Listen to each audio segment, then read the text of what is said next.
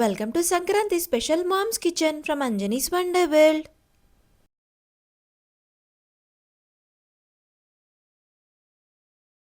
ఈ వీడియోలో కారపూస ఎలా చేయాలో చూద్దాము. దీనికోసం ముందుగా పిండిని జల్లించాలి. కిలో బియ్యం పిండికి అరకిలో శనగపిండి తీసుకోవాలి.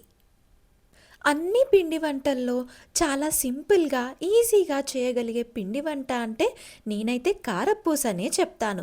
మీకు ఏ పిండి వంట సింపుల్గా అనిపిస్తుందో నాకు కామెంట్స్లో చెప్పండి. రుచికి సరిపడా ఉప్పు, కారం, వాము వేసి కలపాలి. మంచి ఫ్లేవర్ రావడం కోసం వాముని నలిపి వేసింది అమ్మ. అయితే చెయ్యాలి అనుకున్న పిండి మొత్తం ఒకేసారి వాటర్ పోసి కలిపేయొద్దు. ఉప్పు, కారం, వాము, కాచిన నూనె పోసి మొత్తం కలిపిన తర్వాత అది పక్కన పెట్టి కొద్ది కొద్దిగా పిండిని తీసుకుంటూ నీళ్లు పోస్తూ కలపాలి. అయితే ఒకేసారి పిండి మొత్తం నీళ్లు పోసి కలిపేస్తే కారపూసలు నూనె ఎక్కువగా పీల్చి గట్టిగా వస్తాయి. ఇప్పుడు ఇందులో వేడి నూనెని పోసి కలపాలి. అయితే కారపూస క్రిస్పీగా రావడం కోసం కాగిన నూనెని పోసాము. కాచిన నూనెని పోసి పిండి మొత్తం కలిపిన తర్వాత ఇక్కడ చూస్తున్నారు కదా, పిండి ఇలా అవుతుంది. ఈ కన్సిస్టెన్సీ వచ్చేంత వరకు కలపాలి. నెక్స్ట్ ఇప్పుడు ఇలా కలిపిన పిండిలో కొద్ది కొద్దిగా నీళ్లు పోస్తూ ఈ కన్సిస్టెన్సీ వచ్చేంత వరకు కలపాలి. అరిసెలు, సకినాలు చేసినట్టే కారపూస కూడా కట్టెల పొయ్యి పైనే చేస్తున్నాము మేము.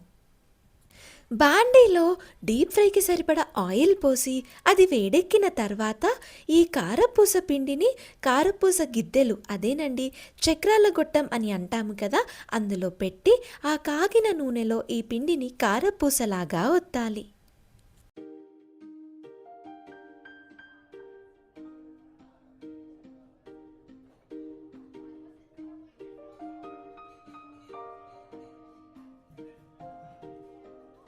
అలా ఒత్తిన కారపూసని రెండు వైపులా గోల్డెన్ బ్రౌన్ కలర్ వచ్చేంత వరకు వేగనివ్వాలి.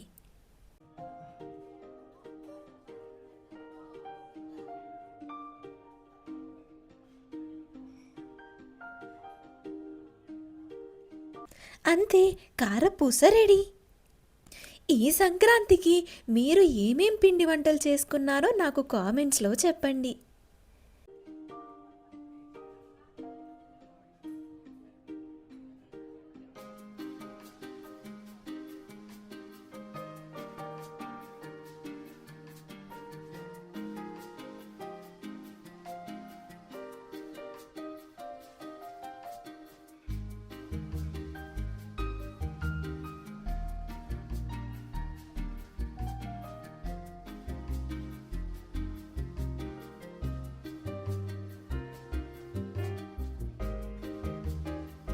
Thank you for watching the video.